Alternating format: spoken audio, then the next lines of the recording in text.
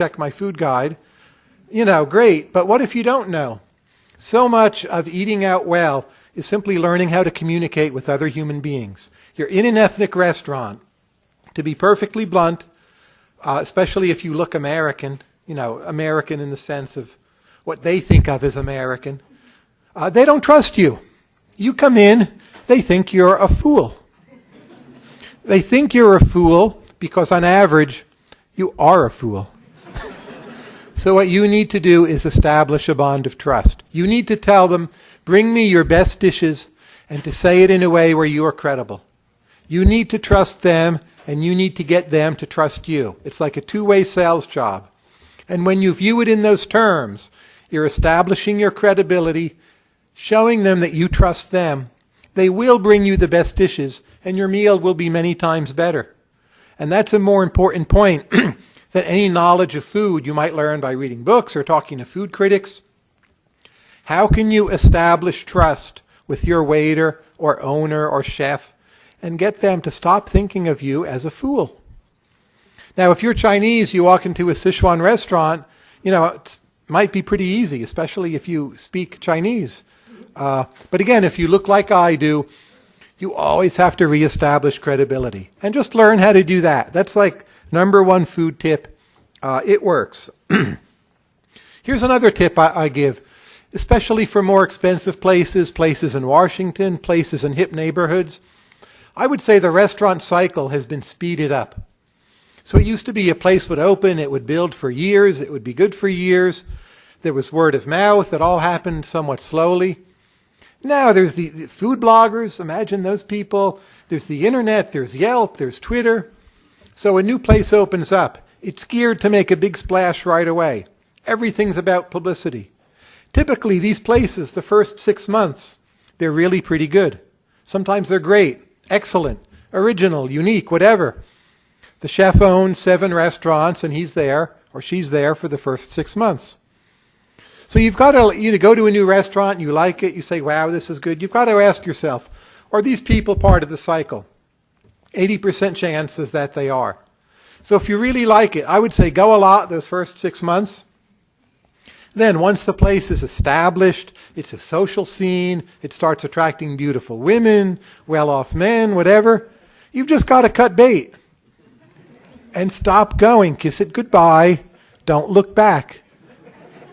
You've got to be somewhat brutal and disloyal because it probably isn't good anymore. It's still probably not bad, but it's somewhat expensive. It's not the way you remember it. You keep on going back. You're hoping you tell people, you bring them. You're like, gee, it was better last time. It's like, no.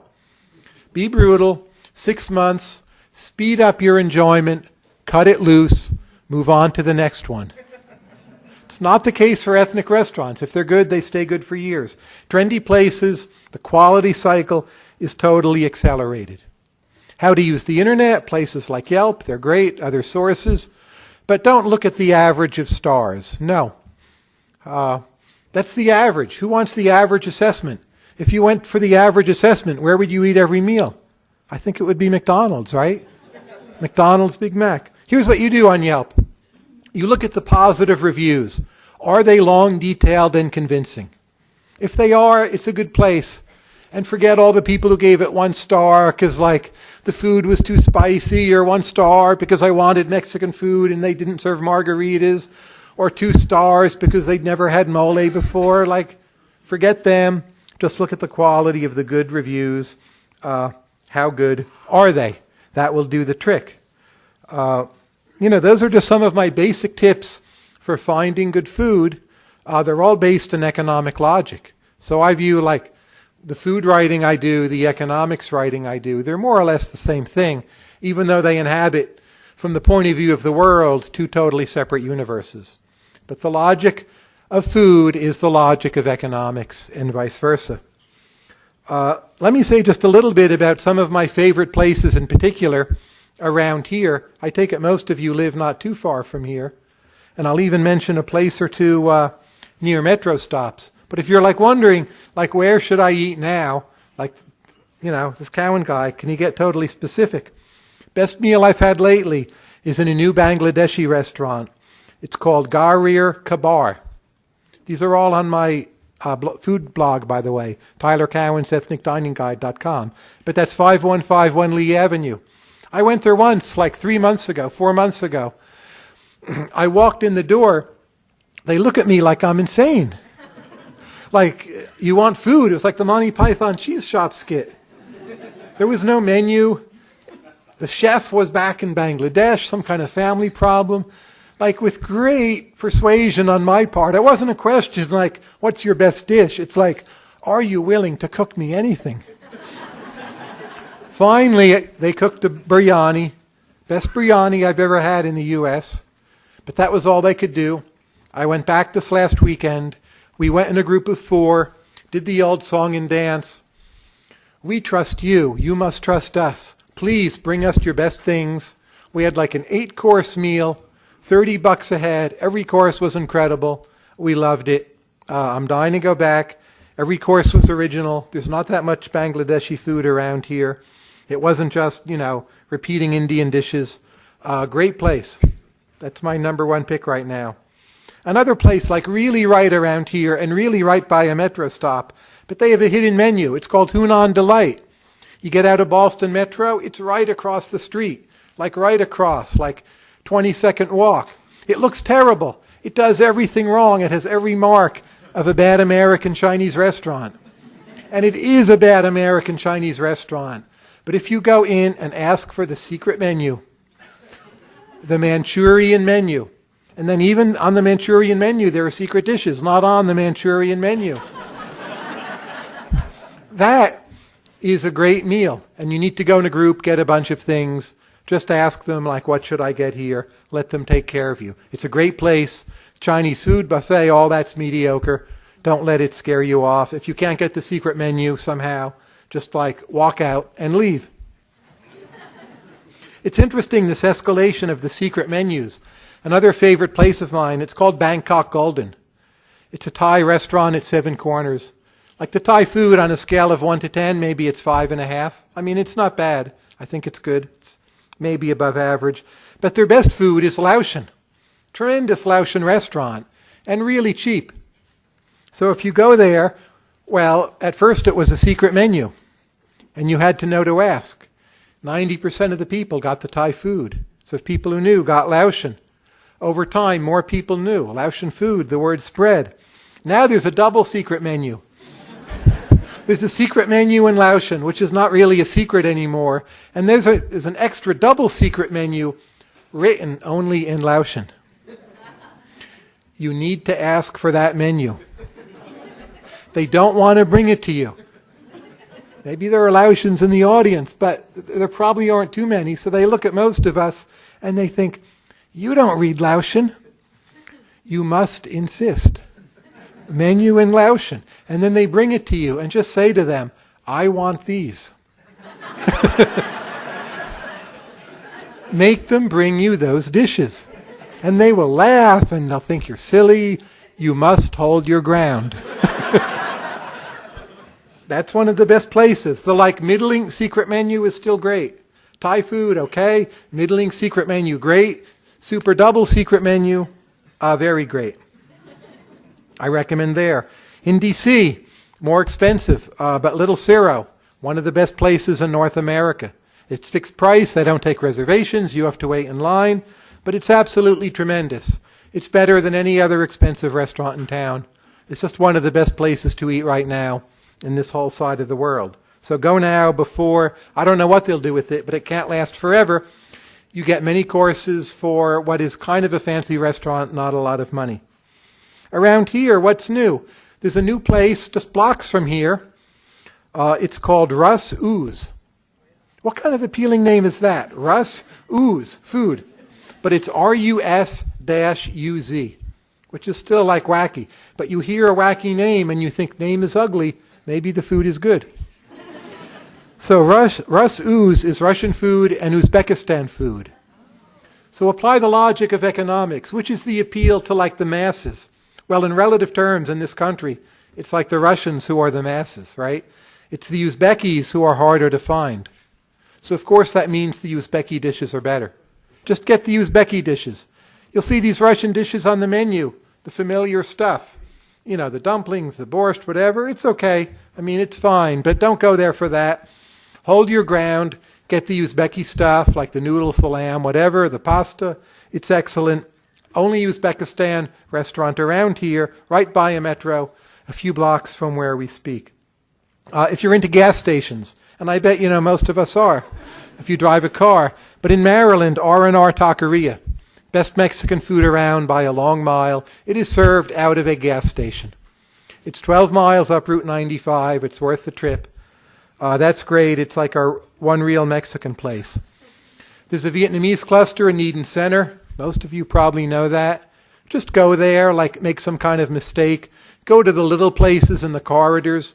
Those little places, they don't have names. They don't really have menus. They're like glass and 3 tables. Go to those. Throw yourself on their mercy.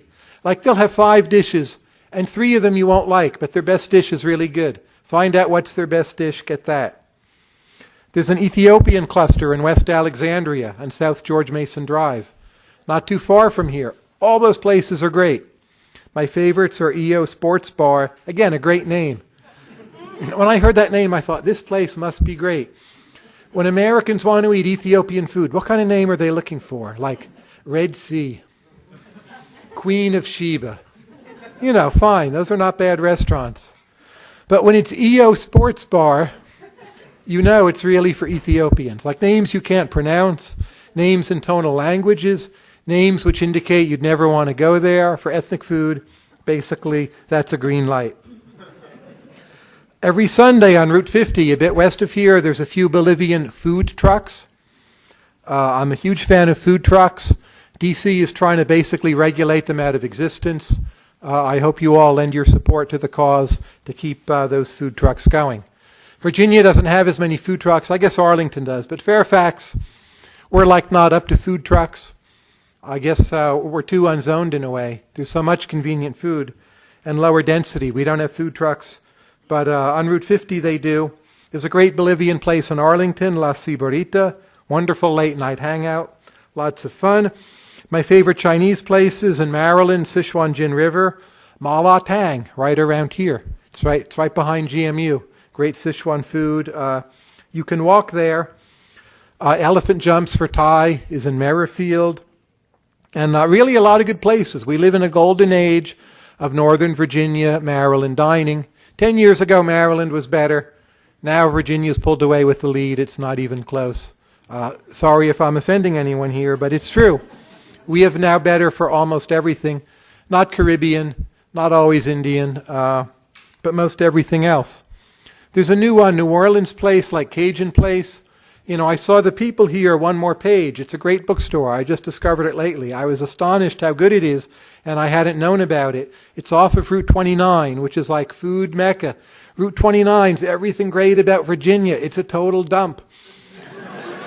Every site on Route 29 is ugly. When Route 29 becomes nice, it is time to leave this area because we will be boring. So like Clarendon is sort of priced out Vietnamese, priced out, some of the lower income Latinos, but Clarendon is still diverse, still interesting, still has great food, great. But Route 29, it's like the bastion of diversity, and just track that road. Every year, Route 29, parts get better, parts get worse, but when you see it being gentrified, run the other way.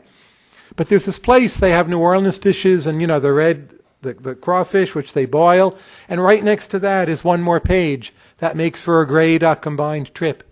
So go there if you have the chance. And you can eat decent New Orleans food, but it's a great bookstore. Anyway, I'm about out of time. We have time for some questions, but those are just my basic points about, food, capitalism, markets. We live in a great world. It has some problems. The biggest problem actually is how are we going to grow more food for poor people and get the price down? That's a real problem, not for the people in this room, but for the world as a whole, for Africa, for South Asia, for other poorer parts. We need to get agricultural productivity up.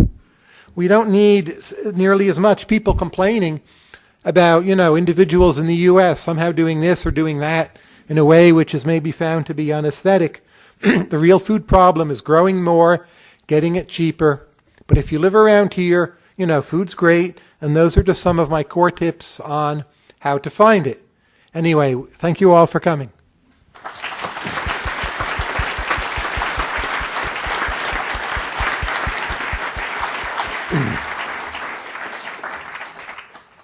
Question. Someone will come around with the mic. Yes. There's two of you next to each other, and if you go in order, we can economize on the mic. Thank you. The location you're talking about for the crawfish is called Chasing Tails. Correct. On 29. But my question is, what's your position on farm subsidies? My position on farm subsidies is very simple. There should not be any. We should abolish every dollar of them tomorrow. They do harm, not phase them out. Just get rid of them. They're counterproductive. They make food cost more. You know, there's a boom in commodity prices. If there was ever a time when farmers didn't need them, it's now. It costs taxpayers money, takes funds away from higher priorities. No good reason to do it. Behind you, there was a question. Yes? Your tip was to establish trust with these ethnic restaurants. What are some of the ways that you establish trust? Depends, where exactly you are. But basically, for me, all of them mistrust me. When I go back, they know me, then it's easy.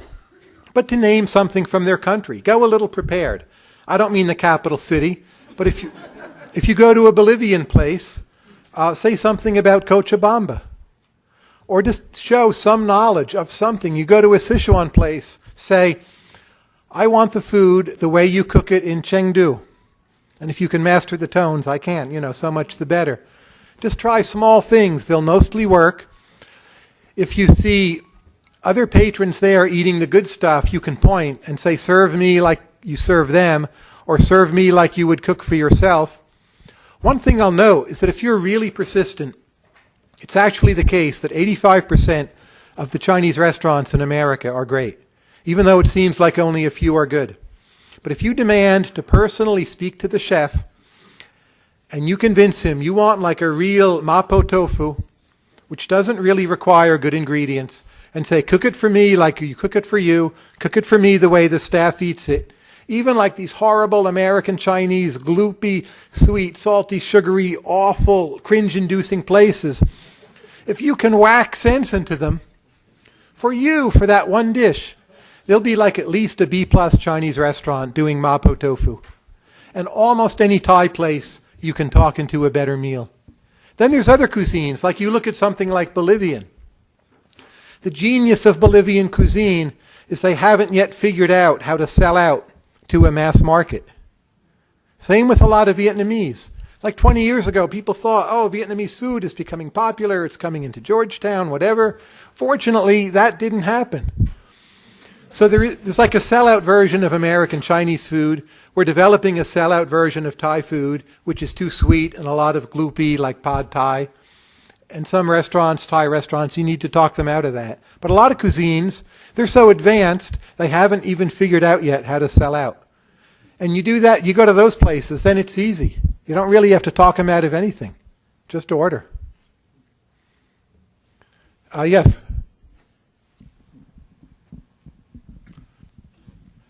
So regarding these theories like that beautiful people in a restaurant are negatively correlated with the quality, it seems like there's not much empirical evidence on that. Do you think it's possible to get empirical evidence on that, given how subjective things are? And should that be done? The study would cost a lot of money, but I will volunteer for it. Here's the way to think about it. Beautiful women in a restaurant, they actually are correlated with quality of the food overall, because it means you have higher income diners on average. But in terms of like the price-quality gradient, how much quality do you get for what you pay? Beautiful women in a restaurant are typically trendy places where the food is like pretty good, but it's really expensive and not really extraordinary. And those places are usually best before the beautiful women or men started to come. Can I prove that statistically? No. Do I know it's true? Yes.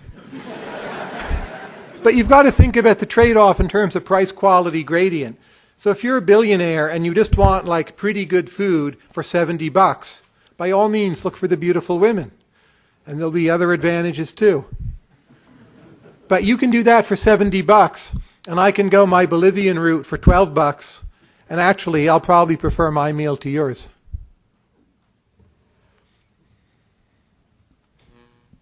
Sure. Yeah. Does your approach change at all when you go abroad? Do you have any tips for that when you're in another country, for example? My book covers a lot of other different countries, and these things vary by country. I mean, of course, there are some countries where you cannot avoid restaurants with beautiful women, right? And what do you do then? So it depends where you are, but the notion that you should go to places which are hard to get to, that's true virtually everywhere. Knowing how to ask is true virtually everywhere. If you're somewhere where you're totally stumped, what you want to do is look to ask a male between the ages of 30 and 50 years old who has a job which requires him to work with a lot of transportation. This would include cab drivers, but also firemen, textbook salesmen, all kinds of jobs. Sort of middle-aged men, not too young, not too old. They go around a lot.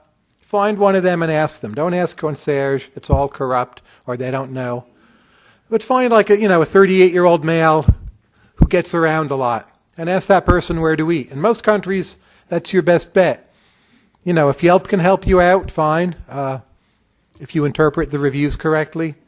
So it depends where you are. If you're in somewhere like Italy, I would just say, look for trattorias. It's hard to go wrong.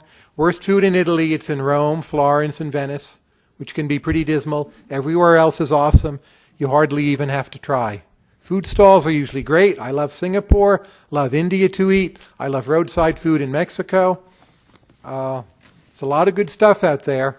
I'd say most countries are actually easier than the U.S. U.S. is like big and complicated and things are far apart. It's harder to find really good food here than in most countries on this planet. Yes, up front. I've read a couple articles about GMOs being responsible for the bee kill-off. Are you familiar with that, or do you have any information on it? There's no evidence that it's actually true. The bee kill-off is somewhat mysterious. The evidence on GMOs is they have increased yields. They've made it possible in some cases that crops don't have to be doused with as much stuff. They've lowered the price of food. The bee kill-off is a mystery, but there's not a serious research paper I'm aware of that ties it to GMOs. You find a lot of false claims about GMOs in the literature. It's an area where there's a great deal of pseudoscience. But if you read something like the National Academy of Sciences report on GMOs, it just says flat out, GMOs have had some benefits. They haven't created environmental problems. That's the state of science as we know it. Yes, also up front. Do you have any advice as to how to eat at a food truck and how to get good food from a food truck? I feel like you spend $2 more than at a restaurant to pretend like you're in Portland, and I haven't had a really good food truck experience. I live in Fairfax, which is even further west than Arlington. So what food trucks are most useful for is in urban areas where you have large numbers of employees, government-run cafeterias, and impossible restrictions on zoning. Now, what city might that be? That's D.C. I don't really track food trucks in D.C. Most of my meals I eat in Virginia or Maryland. I think food in the suburbs is a lot better. So actually, I'm much more of an expert on restaurants than I am on food trucks. But I think the way to find the best food trucks is to use the internet. Use Twitter, use Yelp, see what people say about food trucks, and try. But I actually myself, I don't need to eat at them very much because I'm ensconced out there in Fairfax, lower density. I have to drive east to Arlington really to even see a food truck. So I'm living in a somewhat different world. So on that, try the internet would be my main advice. And look for lines, of course. Yes.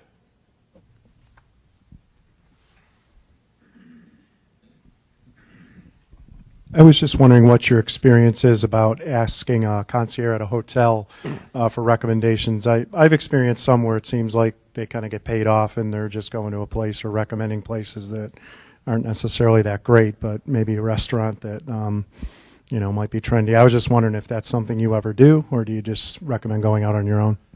Go out on your own. Never ever trust the concierge. First, they might be corrupt, as you mentioned. But also, it's like the people in the restaurant. He doesn't or she doesn't trust you. And there's actually a fair degree of contempt. Because their job is for other people to give them a hard time with questions that are often, I don't want to call them stupid, but frustrating, or the people are never happy, or they want the impossible. So they're going to send you somewhere that is like maybe okay, but the tourist experience.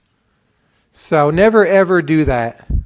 If there's a way you can get the concierge to actually trust you with extended dialogue, a lot of them do know a lot. And if you're sure you've reached that zone, then it can be great. But you've got to put in like time. You can't just say, hey, trust me, tell me where to go. So avoid them. What do you need them for? Nah, get out on the street, look for someone to ask if you're really desperate, if you don't have a smartphone on you, whatever. Yes.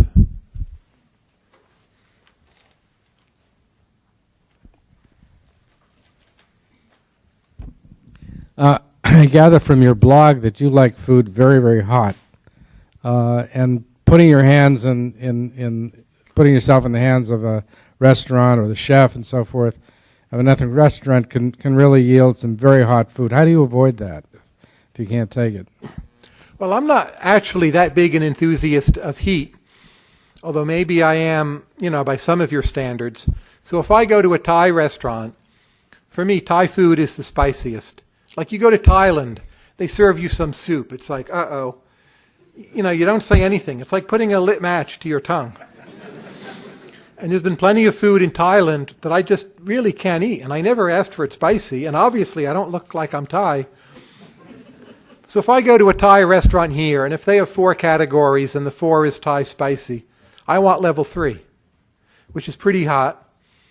So you could just say, like for Thai food, spicy but not Thai spicy. And they'll get that. Like they all know the phrase Thai spicy. And then what about other cuisines? From my point of view, none of them are really that hot. Like some things in Laotian are a bit like Thai. They can be hot. I don't know. Do we have spicy food around here? Maybe in saying I don't see it, I'm betraying that I eat really spicy food, but I don't think I do. So you got to beware. It's often efficient to get your food spicier than you want it. Because if you tell them not too spicy, maybe what you mean is like downgrade from a 9 to a 7. But what they hear is downgrade from a 5 to a 2. And they lose respect for you, they lose trust, and even maybe a bit of contempt re-enters the equation. And even if you want 4, like it may be worth eating 6 to get the meal you desire. So you've got to calibrate. If a place knows you, great. But Thai food is where that's really an issue. And like really hot Thai food, I don't like it either. It's too spicy for me. Oh, yes, way in the back. Hi. So my wife and I, we like German food and beer. And recently, a friend of my wife's who lives in Munich invited us to come there for Oktoberfest this year. Mm. We were wondering, how do you eat well in a city when there's a tremendous number of outsiders who have kind of temporarily descended on the city, especially if you are one of the outsiders? That's tough. Of course, this will sound odd, but you want to avoid the beer gardens when you go to Munich for Oktoberfest. They're not bad. You'll get like decent Wiener Schnitzel there and the like. But Germany's a great food country. It's very underrated. It has a lot of great French food, good ethnic foods of many different kinds, although not too much good Chinese food. German food is excellent vegetables, very good meats. And if you get like, a Michelin guide, avoid the starred places. Just go to like a Michelin 2-forker, somewhere a little out of the way. You'll get a superb German meal, and the other Oktoberfest tourists probably are not going there. And you'll eat very well in Munich or, almost anywhere else in Germany. I would say look for quality of vegetables in Germany. They'll be correlated with other good things. Get a little bit off the beaten track. Use the Michelin guide, but not for the like fancy, super expensive places. Just like those moderate two forkers. Or get like Time Out Munich. Go to the newer places. They'll be very, very good. So, you know, the beer garden, you can go there later.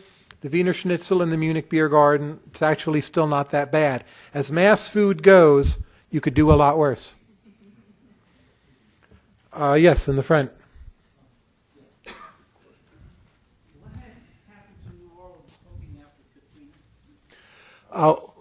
What has happened to New Orleans cooking after Katrina?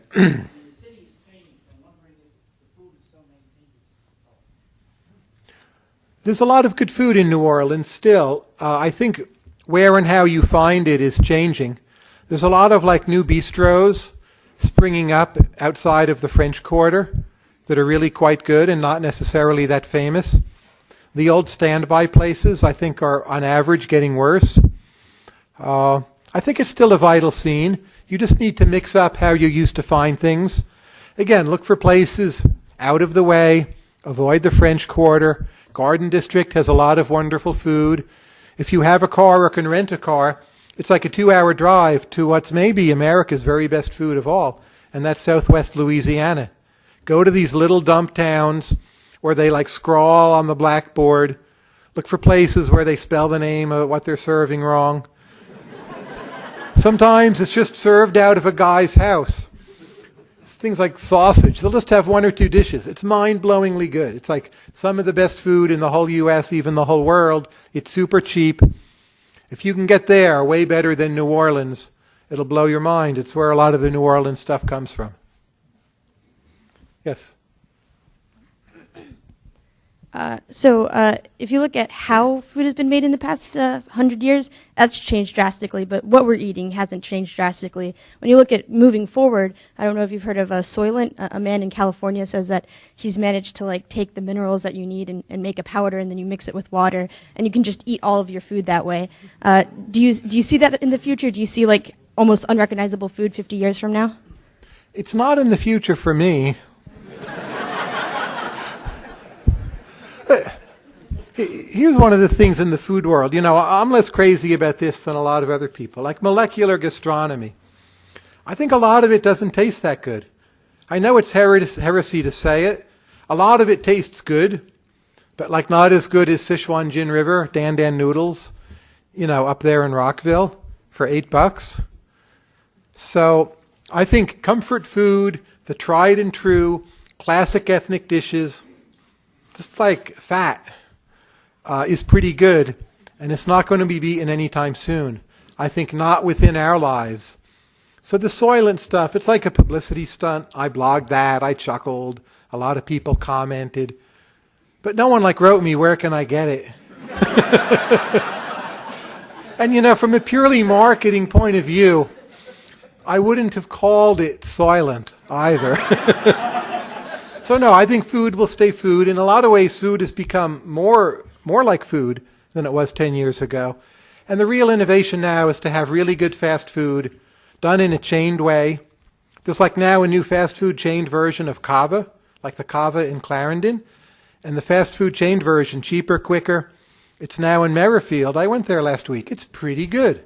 Stuff like that's going to get a lot better. And that, you know, like Chipotle, it's pretty earthy food. And that's what I think is making the comeback. I don't think our future is molecular gastronomy where you eat like some purple thing that you're told is derived from essence of flour. And it like makes a little sound and there's a puff of smoke. And you have no idea what just happened to you. So that's my prediction. Earthy food is robust. Where are the mics? That gentleman, I think he's pretty close to you. My wife and I spent 6 years in France. We came back in 2007. But I've noticed a big difference in just the food culture. I mean, people really care about where the food comes from, what cows the meat came from, or where the food was grown. I mean, and they just care a lot more than Americans do. I mean, they ask those questions. of course, France, they're crazy about the terroir, and there's some hypocrisy often. I mean, there are big combines in France as well as little farms, and they pay a heavy price to subsidize their little farms. But when I got back to the States, there was a noticeable difference. I mean, you can't get a decent strawberry, even at Whole Foods. It's hard to get a decent strawberry or tomato, And I'm puzzled by the evolution of food culture. It seems like it's hard to imagine America becoming as obsessed as the French by where something comes from or where your cow meat came from, and talking about that in the store. I just don't see that kind of change. The food's gotten a lot better. I mean, a lot more interesting. But I was just curious what your observations were about that. I agree. I don't think we're ever going to do the French model, other than like eating a lot of French fries. It doesn't fit us culturally. We have too much big agribusiness. It's too big a country, and so on.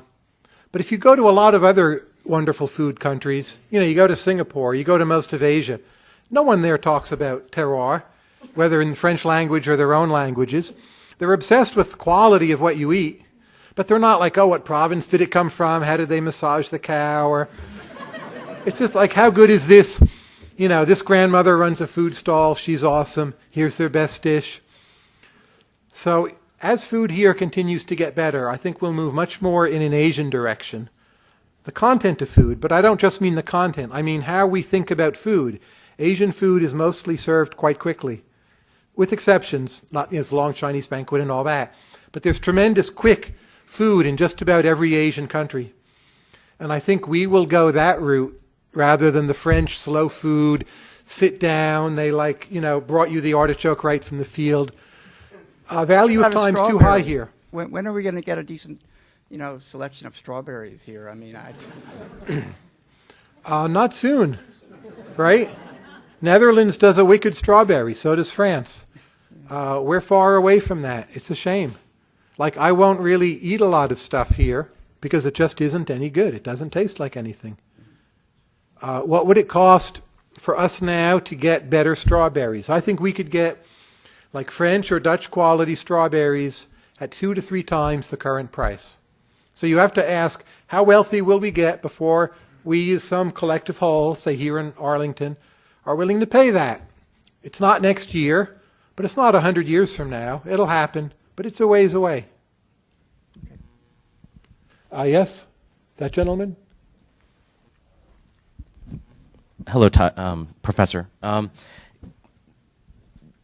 About GMOs, how should societies, if they believe that there may be a risk, they don't know, from the long-term consumption of GMOs, but they don't know, how should societies properly assess that unknown risk? Given that the only way to truly understand the risk is maybe if you take the plunge and actually consume it over the long term. If a country believes that, or a society believes that, how do they properly assess that risk in deciding whether or not GMOs are right for them? And also, if you'll indulge me, I'm Chinese, my beautiful wife is Indian. Mm-hmm. If you had to give up one of those cuisines for the rest of your life, which one would it be? Let me take those in reverse order. All cuisine is regional cuisine. So there is no Chinese food. There is no Indian food. I would give them both up and have all the foods of the regions and be just as rich as before. But on GMOs and risk, most of the food we eat is in some way genetically modified. Like corn is not something which exists in nature. It was bred by basically Nahua farmers in central Mexico thousands of years ago, and they took a weed and they turned it into corn. So there's a lot of genetic experimentation with food going back a long way. And the main effect is that it increases yields. The main environmental effects can be it may push out other crops. Presumably the food is more valuable. A few 100 million people have eaten GMOs in the US now for over 20 years. There's just not evidence of any health problems. If you think about what GMOs do, it's just not that different. There's nothing in theory to lead us to believe it should be harmful to people. I mean, the simple point that like rice is rice is still basically true. You know, the real future of GMO rice is to fortify rice with vitamins like vitamin A and lower the rate of blindness, mostly in Asia. And this is starting to get underway. We'll see how far it goes. So I think the risks are on the side of not using GMOs. The natural state of man is to starve or to die at 30 or 40 and be in a Malthusian world. That's kind of the risk. So when you weigh that risk against the GMO risk, rather than thinking like GMO risk against a perfectly safe world, then I think you see the problem somewhat differently. Anyway, I think we're about out of time, but thank you all for your questions. I'll be here for book signing and the like, and I appreciate your coming, and thanks also to the library.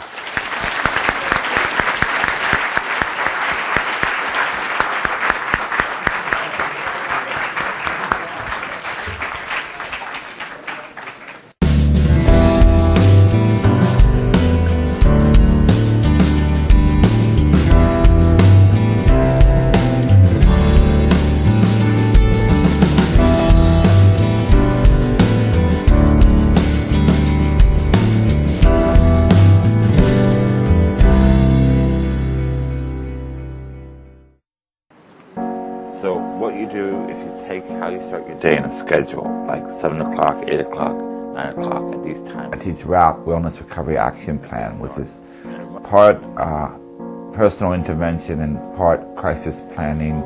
The people I work with are generally suffering from bipolar and schizophrenia. Too high or too low. I'm happy. I'm well, and I'm kind of in between.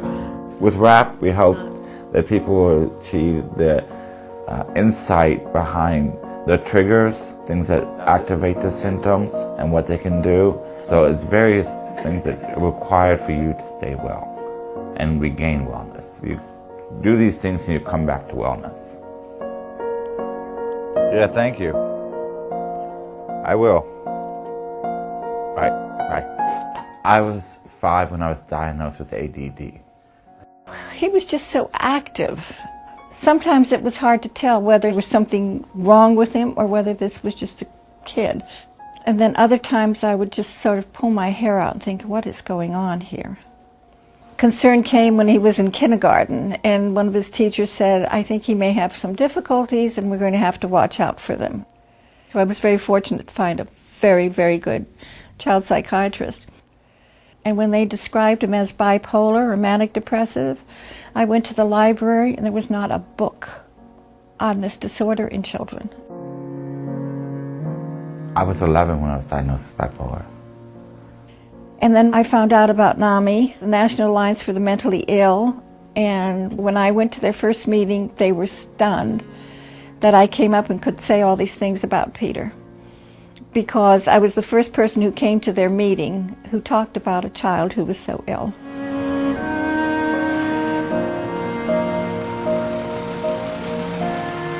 Bipolar is when you either have manias, which is extreme euphoria and high energy, or you cycle. So you go from mania to depression, where you're suicidal, it hurts really bad emotionally, you're dark, you're sluggish. So you go from highs to lows. He'd be either very active, not wanting to sleep at night, or else being so down he didn't want to get out of bed. Those years were mostly hospitals. I was in and out. I'd go for a week, I'd be out for 6 weeks, I'd be in for 3 weeks, I'd be out for a month, I'd go in for 2 weeks. I just in and out of the hospital repeatedly. They were working on medications and I was always having problems with the medications I was on. I've been taking meds for about 33 years. I'm bipolar with schizoaffective, which means I can get symptoms like schizophrenia, but I'm not schizophrenic, I'm bipolar.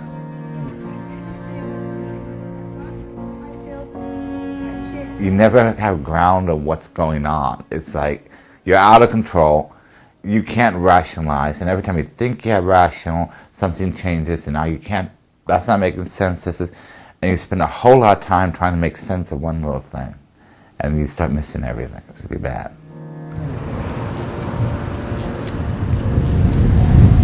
I grew up like 2 blocks from here. My whole adolescence is medication and psychiatry. I'm entering adulthood, it's medication. So all I look at is medications and psychiatry, and it was just, I had to get off. I did not want the medications. I wanted something normal, but I couldn't be normal if I was off the medication. Wednesday. They don't want to take their meds. They feel good. Of course you feel good. And you feel doubly good when you're manic because you can do all kinds of things. But you can stay manic for so long that you don't sleep for hours. And days you can go without sleeping. So what does this do to someone? Then they go way down in the depths of depression. They get depressed enough to want to commit suicide. The only way out of everything was suicide. I didn't have any other way out. So I tried to end my life. It was scary. It was very frightening when he would get so depressed. It steers you right there, and there it is. And you're not functioning. You may have pain and sorrow, suffering, but that's going away. It is suicide. You just steer right into the psyche of suicide. As I'm leaving the hospital, I said to the nurse, I'm going home to take a sleeping pill. I'm exhausted. She says, do you have anything left in the house? If we didn't have humor on some of this, I would be crying constantly. But you have to find humor. You have to look in the woods and say, okay, here's a clear spot and I can sit. That's how we got through the most difficult times. Surprisingly, she holds on. I don't know how she makes it through it. I wouldn't do so well. He was caught writing bad checks. Well, actually, I ended up being 1, 2, 3 bad checks. I was off my meds. They caught him in the bank writing a check for like $5,000 or something. I believed I was having money coming from a stock investment, which ended up being a scam. And the prosecutor did not believe that Peter was manic and was sick while he was doing this, even though the court-appointed psychiatrist wrote an 18-page report on Peter's illness and how he couldn't control his impulses and how he needed hospitalization. And instead, the prosecutor said he was too bright and too intelligent to be this way, and so they incarcerated him. I got 4 years for that. I had a fight and got my nose broke, but that was about it. So they had to fix my nose, and I got cartilage up here now. But that was about it for that one. The inmates treat you a lot better than I think the system or the guards do. And I wasn't taking my medicine, I wouldn't take them. They'd bring them by and I wouldn't take them. So they put me into solitary confinement. I was talking to myself. Well, I developed it when I was in solitary for about a year. I would leave that on, and then I just go about my business. And the Silver Diner was a drive-through bank teller. And I buy the cheapest ones, and they're like $3.35 a pack. It's running less and less, and has more and more break between them, so it's getting better. I remember being in the butter liquor store.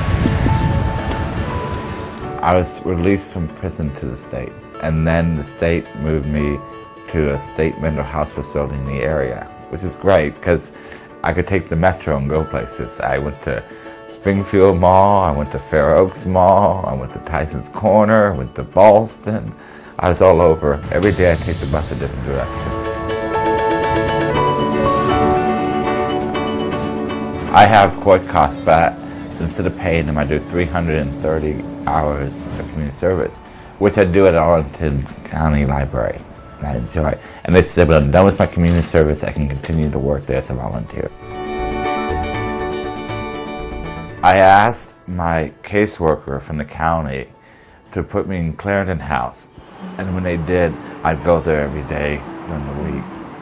Clarendon House was started by a group of people from NAMI, and they worked very hard to get that established. Clarendon House is a clubhouse program. They have a couple therapy groups. They have 3 recovery groups. There's a writing group. There's 2 peer support groups. There's the rap group. Then you work in a unit, like you can work in the kitchen. As you get to know people, especially in peer counseling, you can really tell when someone needs help and when they don't. But I think the joy of it is, as a peer counselor, I share my experiences and how I've dealt with things and my philosophies that have got me through things. But the object is to have each individual build their own strengths to achieve the goals that they want to achieve. Well, I get really focused, and either I'm manically thinking, or I'm focused on a task. The wellness part is that I don't stay in the moment when I'm well. They're extraordinary people who excel, and part of it is when you're battling something that's so defeatist as a mental illness, you learn to overcome a lot more. Well, I live now on my own, in my own apartment, which is a 1-bedroom with a separate dining room. This is it, because you don't get this in cheap apartments. Actually, today I'm having my bistiki, which my mom brought me from Michigan. That's what you want your children to do. You want them to be well and independent and go forward with their own lives. And I think Peter's doing that. And I'm really proud of him. Each individual can say, a lot of people taught me this or showed me this, but it is yourself. You're the one that's doing it. You're the one that's organizing it. You're the one that's deciding your fate and future and deciding that you want to recover and be well. So it's yourself, you think. I get reminded a lot to watch myself because I'm a role model and they don't want me leading them astray. Just like they've all said, I've tried to quit smoking several times, and they said, if you can quit smoking, the whole clubhouse will quit smoking. And this for that, I had to go out and have a cigarette.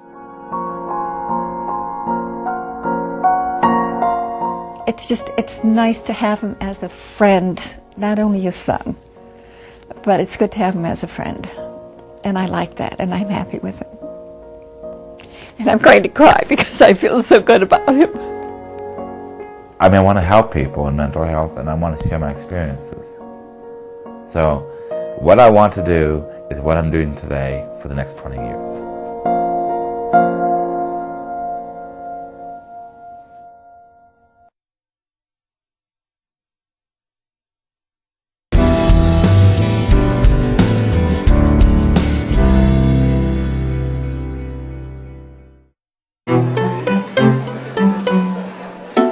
The Arlington Way. It is a That's a good question. Well, you know, I think it's one of those cryptic things. It's a set of words that I've known for a long, long time. As far as I've been able to tell in the 30 years I've lived here, it means pretty much whatever the individual wants it to mean who's doing the speaking. I've heard it described as democracy run amok, but that may be a little cynical. I kind of think about it like it's a big city with kind of a small city feel. You know, everyone's kind of connected. Even though it's divided up into some different neighborhoods, it's all one community. Basically, in my opinion, is a system that allows tremendous amount of citizen input that hopefully will allow the community to come to a consensus that can then be recommended to the leaders to then move forward with specific issues. I'd like to think that it's caring about each other and looking out for one another. The Arlington Way is a way that our community has used for a really long time. Its success depends on inclusive, accessible, respectful, constructive, persistent, and purposeful dialogue between government and those who live here and work here. PLACE is designed to update, refresh, and reinvigorate those practices for this new Arlington that we have now.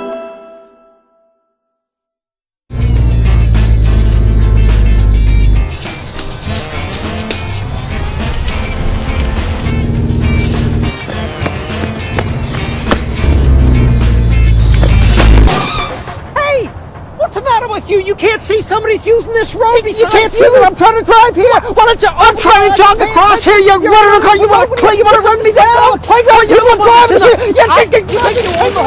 What's the matter? What are you doing? When you guys are finished with your conversation, can I use this as a bike path? Hey, don't I know you? Hey, you look familiar. I was jogging through here just last week, and I drive this road to work. I was biking here last week. Oh, you think somebody's trying to tell us something? Just this. Most of us are drivers, walkers or bikers at one time or another, so be a pal. Be predictable. Travel in a predictable way and don't make sudden, unexpected moves. Be alert. Pay attention to your surroundings and to others. And finally, be lawful. Obey the traffic laws, whether in a car, on a bike or on foot. I'm happy to wait. I have plenty of time. Please. Be a pal. Great minds think alike.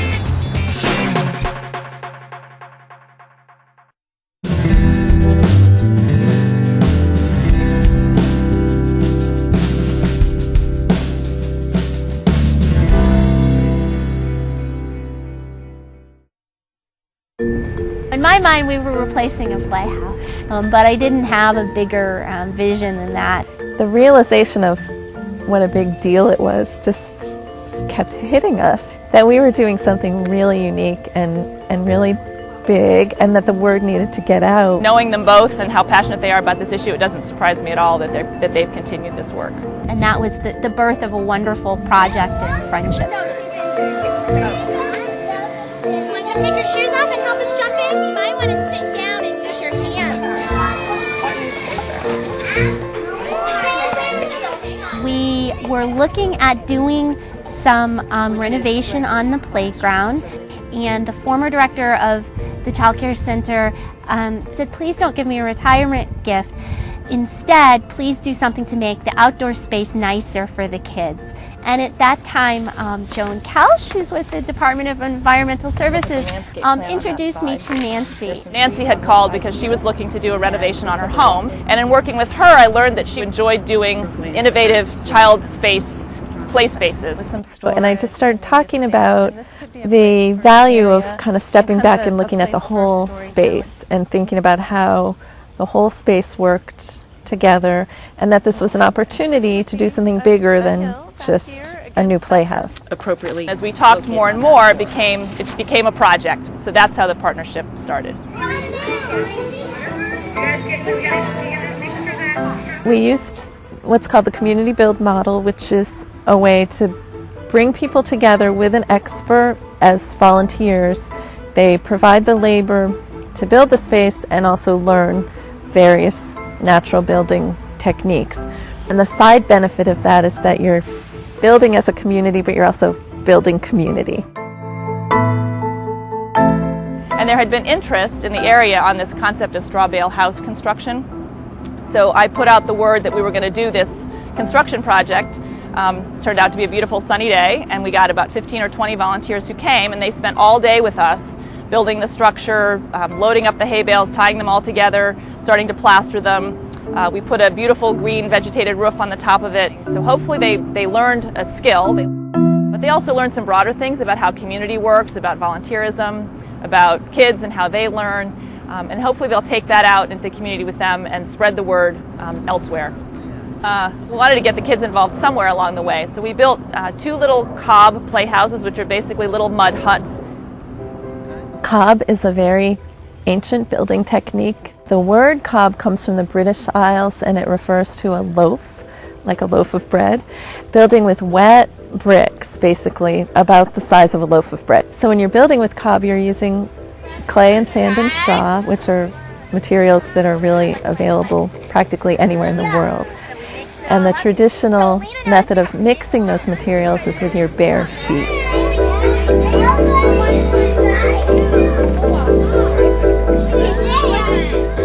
So the new families that are there now who weren't there when this big project happened, they don't necessarily feel that same connection to the space. So having things like the workshop to repair the cob is part of maintaining the space, but it also provides an opportunity for people to have that experience. This side of the tarp. Carly, grab, move it over to shake it off. Okay, no more water, Thatcher. This will help to make it strong, and it will soak up all that extra water.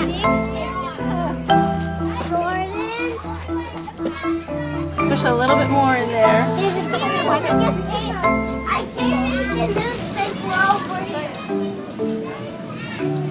All yours. Somebody want to hold the hose? I will. No. It's always changing, it's always evolving. It's one of the wonderful things about nature and about natural spaces.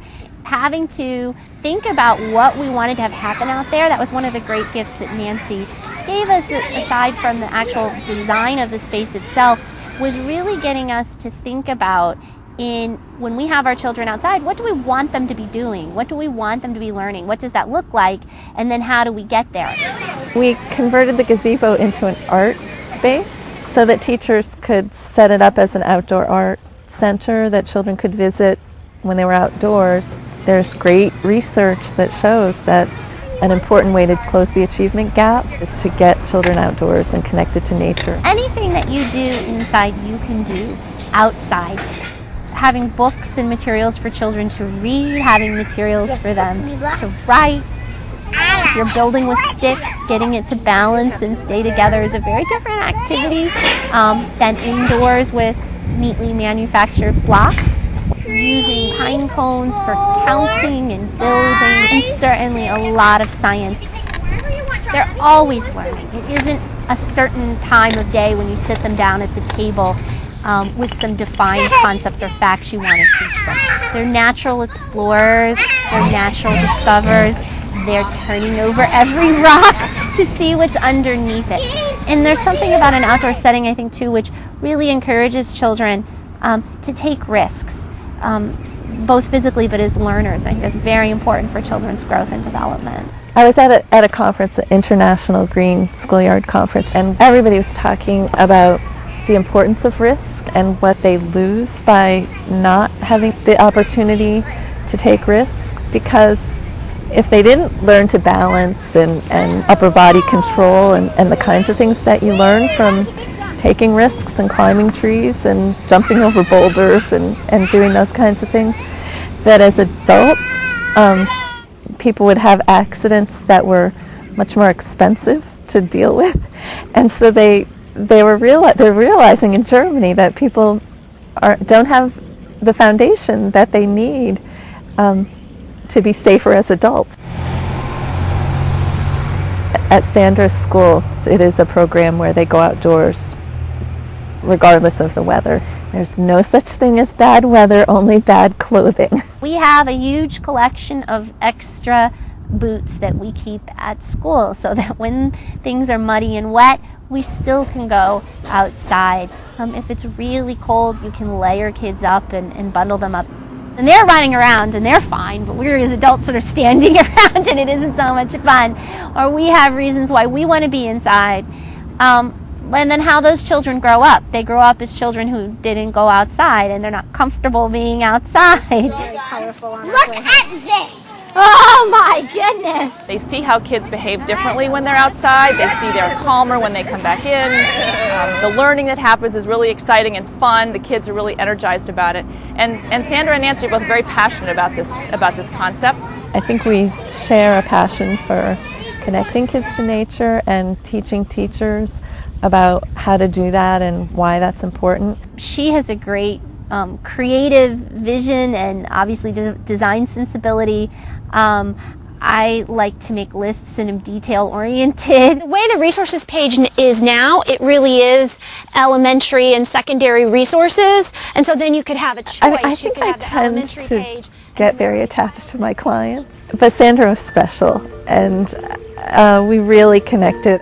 The logistics of how to make outdoor learning really happen in real programs in school settings, from materials to routines. She's just incredibly smart and articulate and just really good at giving words to those ideas and to that philosophy. We have a weekly walking date, and it's a time both to connect as friends, but often that's when a lot of the work gets done. I got a couple emails from people too, including a call from the Montessori. Part of what Sandra and I spend time doing at this point is getting out in the community and talking to either people who are working directly with children and can be educated about the opportunities, but also educating the decision makers. I really hope to create a lot of excitement and support for getting all children outside, regardless of where they live in the county, how much money their family makes, which school they happen to go to.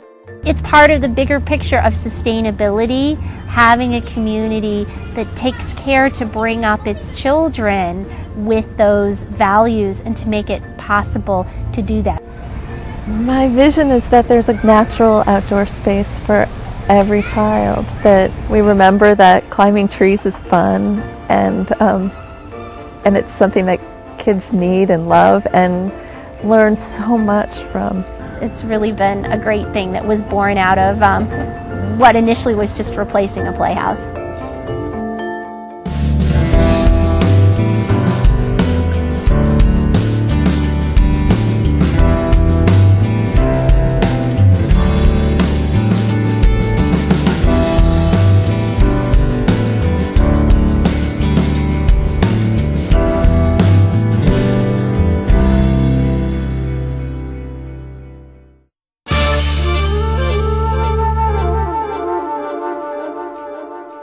Thursdays never tasted so good in Ballston. Just across the street from the Ballston Metro is the Ballston Farmers Market.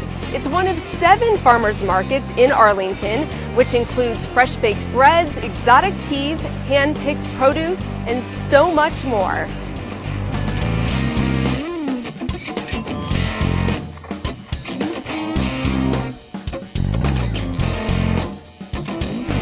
This is the woman you need to know and say hi to. Make sure you say hi to Jessica. When did the farmers market begin here? About 5 or 6 years ago. And how does the market contribute to Ballston, the community? It brings people into Ballston. That's essentially why we're here. We want to bring more people into the Ballston area. We want to celebrate this area. It's beautiful. I mean, look, this park is great. And the people here are so friendly, they're so nice. And I definitely think this is an asset to the community. And do you think it contributes to better and healthier eating? I definitely think it helps people eat better. It's easy. You know, some of the problem I think is actually finding the right fruit, finding the fruit and vegetables that taste good. And here you'll find it. It's all local farms, it's local producers, and it's good quality, healthy eats, and it's easy to get to because you just hop off the metro, your house is right here, and so is the farmer's market. What's your favorite part about coming here? Besides the food, I guess it would have to be just the fact that we're so nichey. Like, you're not going to find the whoopie pie person anywhere else. If you want, to talk and you just want to hang out on a beautiful day like today, this is just a great place to hang out. Plus, we have music, too, in the afternoon, and that's always a good time. In Ballston, this is the only farmer's market. We have an arts and crafts market that is the second Saturday of every month. It's Arlington's only 100% handmade market. Check it out. Jessica, it looks like you put on a great market. Now I'm ready to go check it out for myself. Thank you very much. Thank you. Thank you. Have fun. Thanks. Enjoy yourself.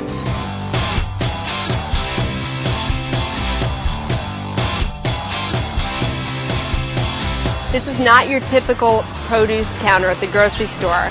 Cheeto, tell us how fresh this produce is. Well, we don't have to leave to the market till 11 in the morning, so we pick all our stuff right before 11. So it's picked today? Yes, everything's freshly picked today. I pick every one of these things. And you sell it too? I have to sell it, yes. We sell blueberries, blackberries, tomatoes, 3 types of beans, all types of peppers and squash, onions, jalapenos, everything you can think of. The thing that's popular that just came, what we just started picking is the heirloom tomatoes. They're a lot juicier and sweeter than regular tomatoes. And it's normal if it looks like this? Yeah, they're pretty ugly looking, so most people don't like to try them, but after they try it the first time, they like it. Doesn't even need any salt. It is juicy. Now your turn. These are called white eggplant. They're a little bit different from these. These are a little bit sweeter than these. So a lot of people like those too. Would you like to try this? Oh, it's a sweet pepper.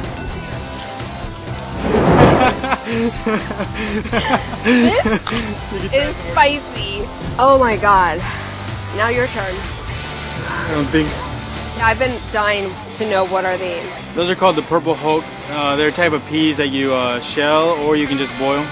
So they're peas? Well, they're a lot sweeter and a lot more tasty than the regular beans.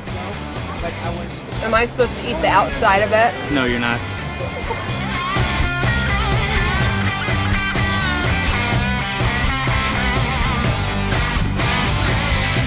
The Culinary Herb Farm. What do we have here?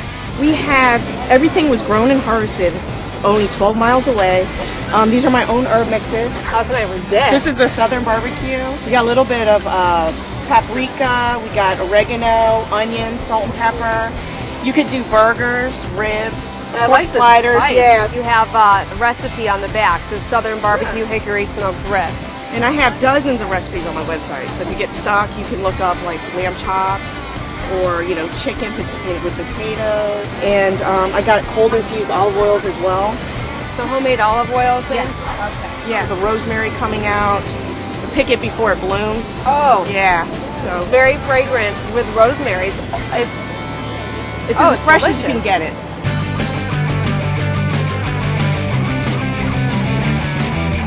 We're at the Baguette Republic. Hello. How are you? What do you sell here? Well, I sell all kind of bread like you guys see here. Everything is fresh, baked daily, and everything is natural. Everything is organic and fresh. And heavy, I must say. It's a 3-pound sandwich bread. That's a Okay. multi-grain sandwich bread. Yeah. When were these loaves baked? Baked this morning. Our bakery is 24 hours bakery. We are working the whole day, the whole 24 hours. So these ones that they go to the market should be baked in the morning. So we bake them in the morning so they can be fresh. What types of breads? The variety do you have? Is this olive? Yes, we have olive bread. We have oatmeal sandwiches. We have wheat berry sandwiches. We have walnut raisin bowls, which is one of the best sellers we have. Farmhouse wheat bread, Portuguese bread. And you have these baguettes in and here? French baguettes, one of the best things that we do. Wow. Yep. That's a big one. Your baguettes would go really well with her olive oil. Yes, that's what a lot of people do. Nice combinations, right? That's Yeah. why we are next to each other. Very smart. Yep. Strategic. I like that. Yeah.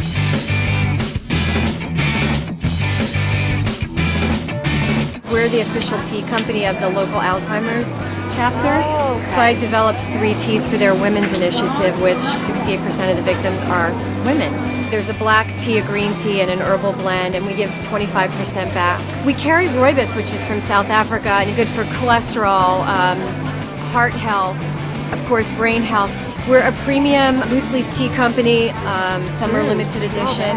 Oh, that's the tub tea. So I take expired green and white teas and blend them with Sherpa salt so you can absorb antioxidants. And you put it in the tub? Yeah, they're giant tea bags and you can soak in them and absorb you can sip your tea and you can soak in your tea.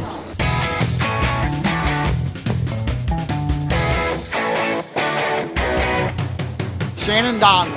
Shannon Irish. Donley. Nice to meet Likewise. you. So you're the meat man. Yes, ma'am. Tell me what you got here. I have pork, beef, and chicken. We do not use any steroids, growth hormones, antibiotics, or any animal byproducts in any of our feed ration. Our farm is in Shepherdstown, West Virginia, between Harpers Ferry and Shepherdstown, 5th generation.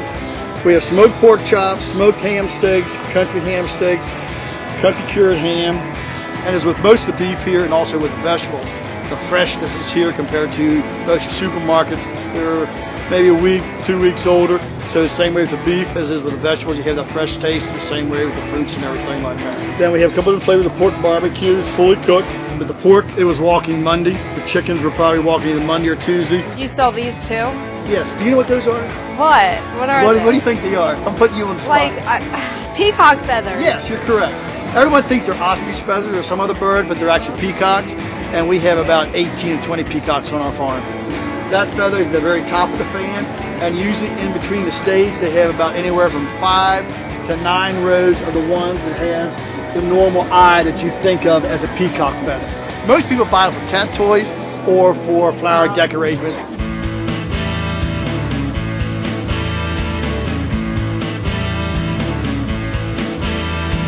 What is a whoopie pie? A whoopie pie is like a cupcake, but it's in a little sandwich form. We made them little bitty so that they are as guilt-free as possible. Oh, it looks so And decadent. they are 135 calories. They're 3 points on Weight Watchers. They're 3 or 4 perfect bites of delicious. Oh, that's perfect. And they're all homemade. All homemade. How fresh is this? That was made yesterday. We were one of 6 items chosen by USA Today for the Mother's Day gift guide this year. Wow. We've been in Food and Wine magazine. Oh, the taste buds are everywhere right now. That tastes like a decadent piece. Not overwhelming or too rich, but a decadent moist. Delicious piece of chocolate cake. There you go. I see you have other goodies. So peach These cobbler. are only for the market. Peach cobbler, blueberry cobbler. We brought sweet potato pie. Oh my God, how good does that look? Old family recipes. My mouth Literally is old family watering. recipes. Good job. Good Thank you, job. ma'am. Arlington farmers markets provide a wide variety of local foods and flavors. The Ballston Market's practically in your backyard, so it's a great place to visit every Thursday from 3 to 7. For more information, visit our webpage or find us on Facebook. There's still a lot more to come, so stick around.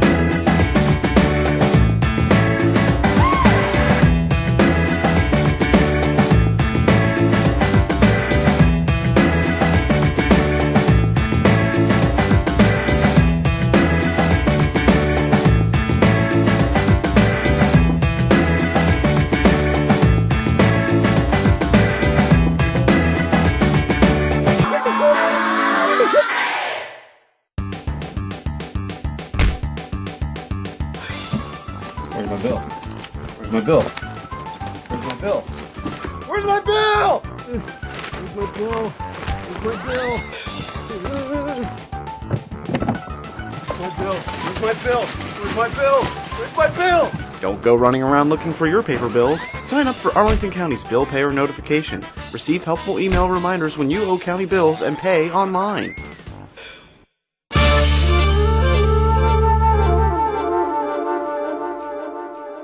Where can you find kids and adults having the time of their lives?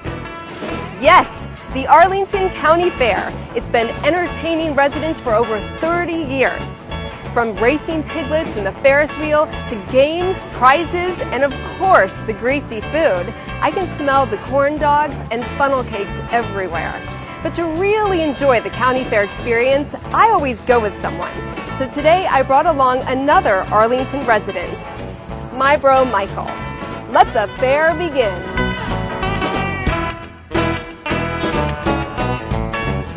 What do you think makes a county fair a county fair? Well, the carnival and the food. Is there a secret to a good funnel cake? Fresh made. We don't make them until somebody orders them. We have to wait a couple of minutes, but it's worth it. So it's hot for them. Exactly. Some people like it light, some like it heavy, some like it medium. Oh yeah, I like how generous you are. That's great. We give it the way you want it. It really does melt in your mouth. Yo.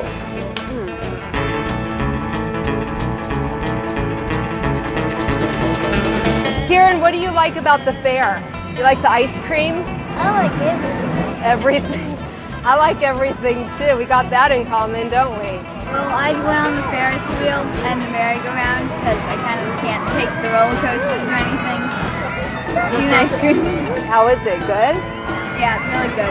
I like seeing the pig races and going on the Ferris wheel and the magic carpet ride. Have you eaten anything yet? Not yet, but I'm gonna get a funnel cake.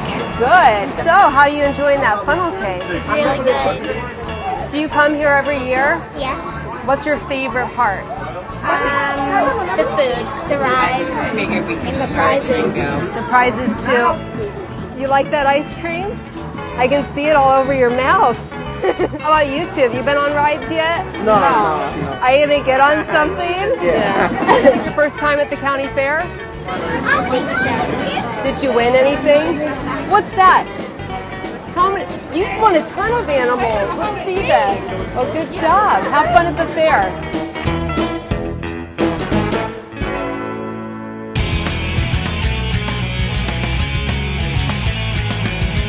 Definitely what we got here, we do a grilled chicken Once we grill the chicken off, my co-worker Pete seasoned it off with a Caribbean jerk chicken. There's a lot of seasoning on that. I know, but yeah, that's the way it's done. That's the way it's prepared and fixed.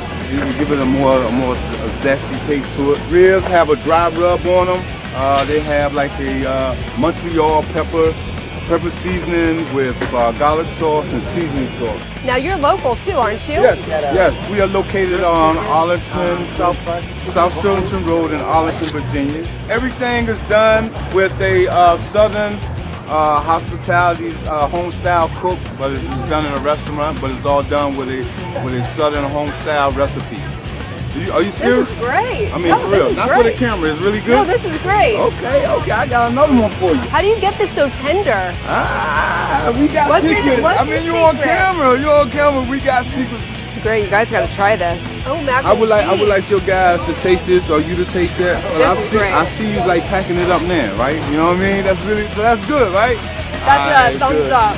And the young lady sitting right here, Miss Margaret, that is the one who does all the cooking. Everything we did, we learned from her. Okay, it's her recipes. We just follow what she wants. All right, good. Good? Excellent. All right.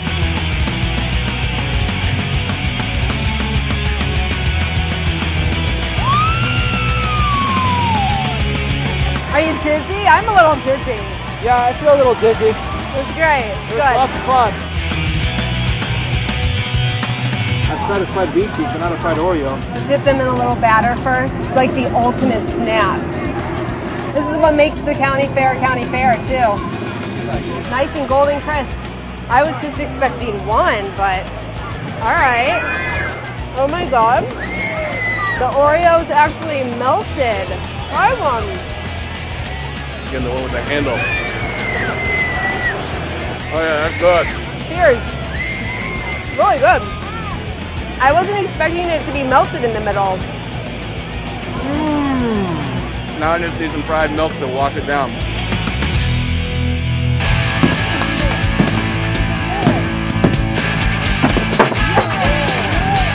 Have you been at the county fair before? I have not been to the county fair Your before. first year? It is my first year. What do you expect out of the county fair? I expect lots of fried food and to win one of those magnificent prizes. All right. What I'm talking about. We have chicken teriyaki, we have pad thai, we have lo mein, we have fried rice, and spring roll. Fresh squeezed lemonade. Fresh squeeze? That's what I like. On the squeezer. How many lemons will you go through this weekend? This weekend, at least 3 or 4, cake like that. I've got mine. I'm happy. Good job. Keep it up. Hello, chicken man. Nice and hot off the grill again. Thank you. Can't beat this. Ferris wheel's always nice to go on. It's classic, the county fair. Although I like the fast rides, this is great too. What was the ride like?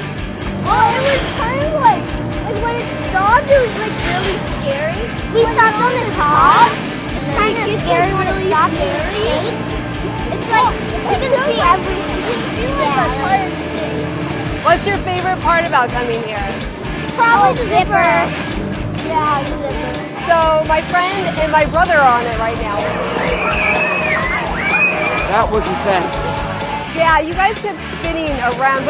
Who was making the girly screams? That was the person behind us. That wasn't us. That wasn't us. Was it fun? It was fun. All right, well next we're going to do the super shot. Ready? Oh, go.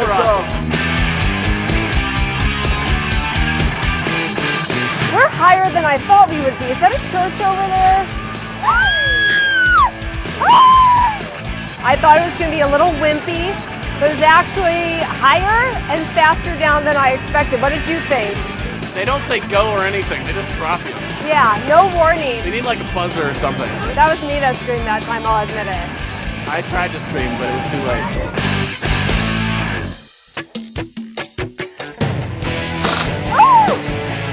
Oh, I got the short. Not that fast. How many years have you been here coming? First year. Second. Do you ride the rides? Yeah, we ride the scariest rides. But we went on that one over there where you sit and lie down. Have you been on Super Shot yet? No, not that yet. was scary, I thought. It was a little I think scary. it looks like fun. What about the food? It's nice and fried and fatty. What does the county fair mean to you if you had to sum it up in one sentence? Being out and get together, having fun, and the summer thing. I'm scared. I love it. Somebody get the number of that teacup. Oh, dizzy. Oh, it's a fun one. Can't really see right now, though.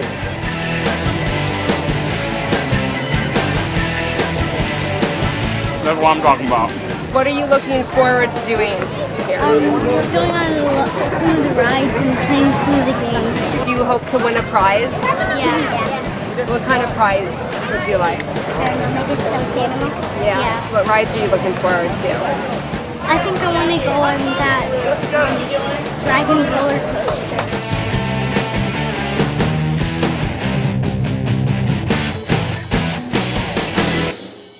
Well, we did it all. We ate the food, played the games, rode the rides, and talked to the people. The county fair never disappoints. For more information, find us online and on Facebook. I'll definitely be back next year, and I hope to see you too.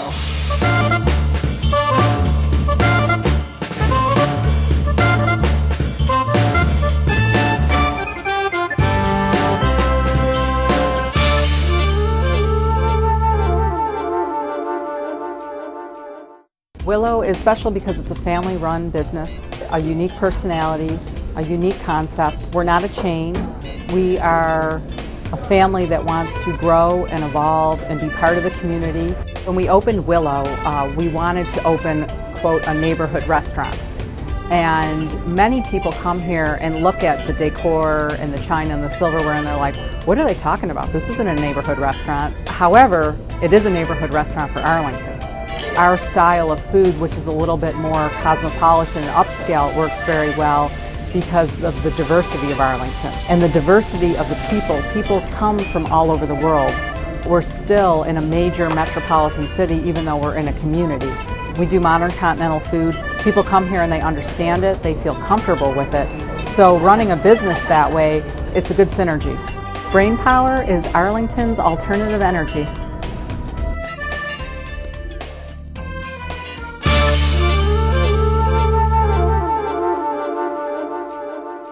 Here in the village of Shirlington, we're surrounded by some pretty popular restaurants. There's Carlisle, Guapos, Busboys, and Poets. But today we're here for one purpose, to find out who's got the best buns on the block.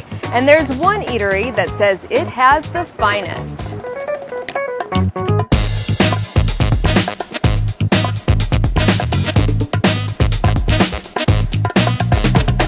Carlos, what's it like working here? It starts before I even get here. It starts with the bread baking that we start at 12 o'clock for all the restaurants. At midnight? At midnight. At midnight we start baking all the breads for all the restaurants. We scratch bake every day. So we bake, we save nothing, nothing is carried over the next day. What you see has been baked that day for just that day. There probably aren't many at the end of the day, but what do you do with any leftovers? Actually, the Arlington homeless shelter comes and picks them up. So we leave the pastries for them. The breads go over to the restaurant, go to Carlisle, and they use bread in their service at their restaurant. And what makes your buns the best? We really care about the way we make our baked goods. It's part of what we think is hospitality. Hospitality is not just helping the guests get the right things, but it's actually once they get home, it ends there when they're actually eating the things that they bought from us. And we're all about big, great flavors. We're not shy. We don't want it to just kind of be subtle. We want it to just go pop when you eat it. You want to know if it says raisin and pecans, you eat raisins and pecans. Now, Best Buns is part of the Great American Restaurants in the area. What is that exactly? So we own and operate 11 restaurants and then Best Buns within Northern Virginia. The company's been around since 1974, so 36 years and going strong. We started out with a very small pizza place in Fairfax City back in 1974, and we have grown from there. How did the name Best Buns come about? So Randy Norton, who's one of our owners and founders, originally wanted to name it Krusty Buns. But his wife Patsy and his daughter Jill, they were like, no, you cannot name it Krusty Buns. But that's Randy's sense of humor and we all love it. And so he settled on Best Buns in order to appease Jill and Patsy. And the little donuts that you see at Great American restaurants, what are those exactly? Those are our world famous Aussie rolls. And those are the only rolls that are not baked here at Best Buns. They're baked in all of the restaurants. Every time I come in here for breakfast, there's a long line. What type of feedback do you get from community members? When I walk by a guest and they mention that we have created a community at the bakery, and we really strive for that. And we kind of hope we affect people's days. If they walked in, had a bad day, after they leave here, they just have a good vibe, good energy walking out of the door. For someone walking in here for the first time, what is something they must try? You want a cupcake, you must do the chocolate and cream cheese, the red velvet. If you love lemon though, if you adore lemon, you go for the triple lemon cupcake. Can we head back there now and see how you decorate those cupcakes? Absolutely.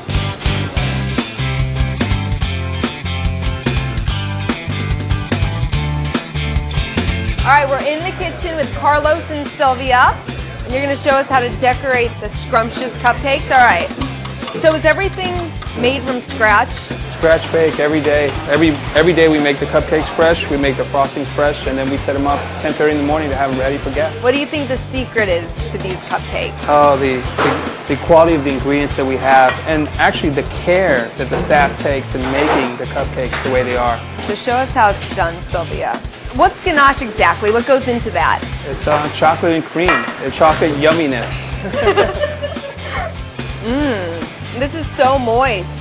What's the secret to getting it moist? Because I've had a lot of dry, crusty cupcakes. Well, you have to find the right temperature to bake it at, where you retain that moisture, but you don't bake it all the way through where it starts to dry out. So it's really the time and temperature that you bake something at. Yeah, because when you take it out of the oven, it's still baking, isn't it? It is. It continues baking. Yes, it does. Is this the peanut butter kind? All right, so show us how the peanut butter is done. Natural peanut butter? Natural peanut butter, organic, no trans fats. And we use our vanilla frosting as the base. A Reese's peanut butter cup in a cupcake. It does taste like a Reese's cup. Wonderful. What's your favorite cupcake? Cream cheese. Cream cheese. So that's real cream cheese, and then what else? Some sugar? Some sugar, some butter, and just care. So that's the cream cheese now. Oh, that's toffee. And there are toffee chips in there. Cupcake and a candy bar. Well, I can't say no. Just like martinis. These are the best cupcakes I've had in the area. There's not one bad cupcake.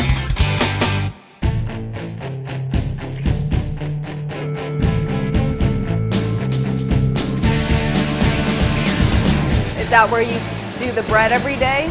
So our bread baking, mix and shape the day beforehand, and then we slow down the fermentation. Baker comes in at midnight, and he starts baking off the bread for the restaurant group. How many loaves do you do a day, would you say? Loaves a day, probably about 700 to 1,000, depending on the type of bread. So you have pretty strong hands then. The baker's more than I do. What's your best-selling bread, would you say? The poblano cheddar and the raisin pecan bread. Also our baguettes. People love our baguettes. And this is where you get the dough started? It's our spiral mixer. It's flour, water, salt, yeast.